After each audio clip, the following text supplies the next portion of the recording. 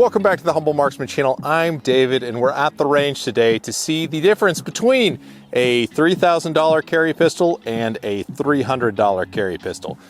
Now, I know some of you guys are gonna, well, actually me in the comments, technically this is not really a $3,000 pistol, it's $2,600-ish, but we're gonna round up just so the thumbnail looks nicer. We're gonna be comparing today the C2 from Staccato, a 2011 made right here in the great state of Texas, against the Taurus G3. This is some sort of distributor limited edition thing with this kind of gold barrel or whatever. Both guns are wearing the same optic. These are the Cyelee Wolf Pros. I happen to have a couple of these sitting around, so I'll put the same dot on both of them so they have the same advantage. Now, I can already imagine that the comment section in this video is going to be off the charts. Taurus owners are very proud. Staccato owners are also very proud, and the people who like to crap on Staccato owners and Taurus owners are also very venomous. So very curious to see what that's gonna look like. And you need to go ahead and make sure that you're subscribed to this channel because I'm going to be putting both of these guns, well, not this specific one because it has these silly little slide cuts, but my Taurus G3C Toro model through the gauntlet test that was stolen from the Military Arms channel. So both guns are gonna be torture tested and you're not gonna wanna miss that, so make sure you're subscribed. This is only part one of the video where we're going to evaluate the shooting performance of both guns, so let's get into it. All right, so what better way to test the guns than with the gold standard that the internet will tell you is all you need. That's right, my friends, it is 3 yards to the target in 3 seconds. To test that 3-second timer, we have a shot timer. Now, it's worth talking about here, guys. Yes, everyone has a bias. You Taurus guys are quick to call people Glock fanboys. There's not even a Glock in this video, guys, so now you're gonna say I'm a 2011 fanboy, and that's closer to the truth. But the truth is actually that I am a competition shooter. I've been competing for the past 10 years. I'm not going to pull punches or anything like that. I actually want the Taurus to win this competition. Now, I'm not confident that the Taurus can do it, but we're gonna start here at 3 yards with 3 seconds and see where we land. So here we go. All right, 3 yards, 3 seconds. Mr. Staccato will have the honors of going first. All right, so I'm just gonna shoot at both targets. I'm gonna shoot at the upper corners of each lower A zone. We're just gonna do that from a low ready. So here we go. All right, that was 233 with Mr. Staccato. All right, Mr. Taurus, let's do it again, boys. We'll unload it and show clear and look at those hits. All right, this is Mr. Staccato, and this is Mr. Taurus. Now, technically, that's Staccato, all of them are touching, and then technically the time on the Taurus was 2:45, so 1/10 of a second slower. You know, 2 out of 3 touching versus all 3 touching. Is there a big difference there? No, that's why this is a stupid test, and it is the absolute most mediocre standard anybody could throw out for evaluating a gun for self-defense. So let's dive a little deeper. I'm gonna start with just kind of a recoil analysis. I'm just gonna do a 5-round dump into the berm to see how the guns move in slow motion.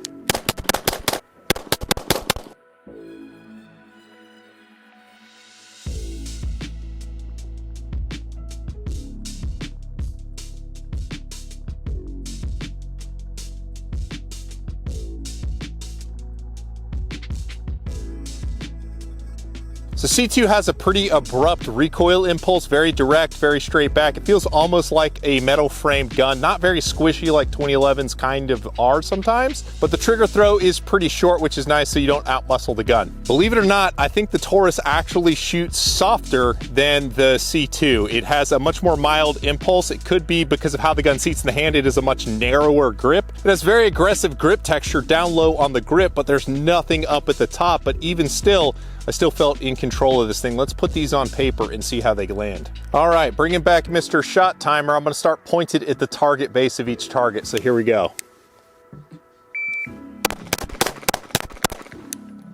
Okay, that was a 211 at 10 yards.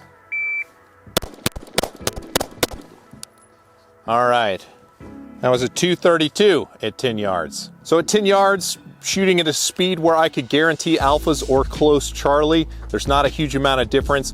I ran the Staccato a little bit faster. I was punished with a Charlie, whereas the G3 I ran 2/10 slower and was able to connect on all alpha. Even still, that is reasonably close together, so we're gonna have to get even more extreme. Generally speaking, with lower cost firearms, if the accuracy is gonna fall off, starts to fall off around 15 yards.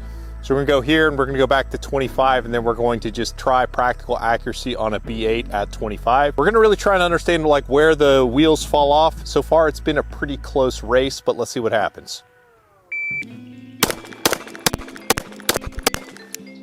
All right, I might have one Charlie high there and 296. I can tell right now that the gun didn't want to stay in the A zone. The Staccato stayed much more in the A zone. You're just gonna have to see this. So at 15 yards, technically the scores were the same. The Taurus was about a 1/10 faster, but if you look at the shot dispersion, the Taurus had a lot harder time keeping it together. So we backed it up to 25 yards and we're gonna see what happens. All right, hanging out at 25 yards. As per always, the Staccato will go first. Same drill as before. 6 shots rapidly at 25 yards. Let's see how this lands.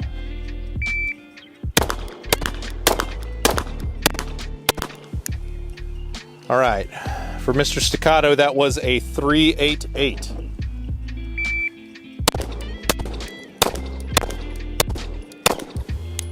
All right, that looked pretty good. That was a 409, so about 3/10 slower with the Taurus. Unload, show, clear. Let's go down range and look.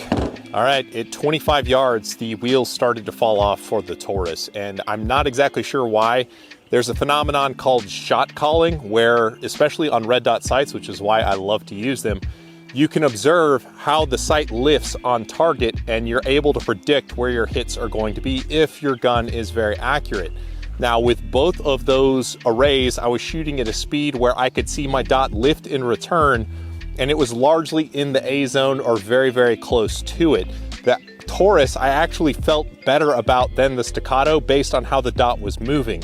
However, when I got up to the target and I looked at the target, I have one mic and there's only 5 holes on the target, and only one of them is an alpha versus 4 alphas with the Staccato. I've got some Nosler JHPs. I'm gonna staple up some B8s and see how I can group these things. I'm not the best B8 shooter in the world. I don't do it very often, but we'll give them each 10 rounds and see where we land. All right, we're back at 25 yards. I've got these Nosler JHP 115s loaded up. I don't think either gun's shot these before. Let me get a little less dot. See if I can print a group that's okay.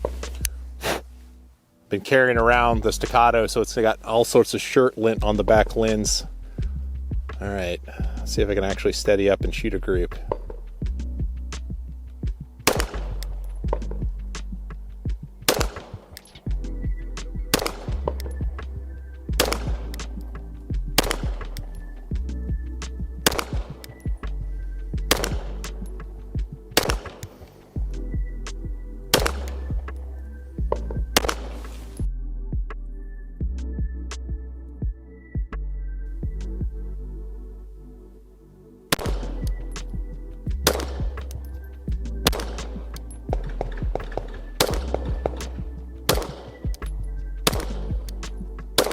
Oh, that was a bad one.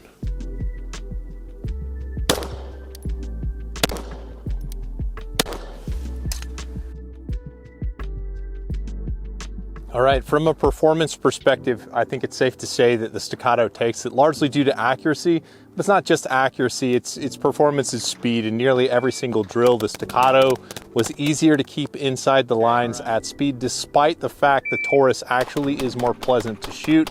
It just, when we were trying to shoot for hits, didn't seem to want to stay put quite as well as the Staccato, and they weigh about the same, and weight is really important in managing recoil. Would have liked to stretch it out even further to like 50 yards, but unfortunately my range stops at 25. But even still, I think the data is useful, especially on that 25-yard bullseye. You saw that the Staccato barely yanked one shot on that one off the paper, still would have hit on the 7 ring on the B8 had I a full-size target, but the Taurus couldn't keep 3 on. And one of those, I admitted, as I pulled the trigger, I saw the dot move and I knew it was a bad pull, and that was the most extreme one to the left. But just generally speaking, it doesn't hold a group in the same way.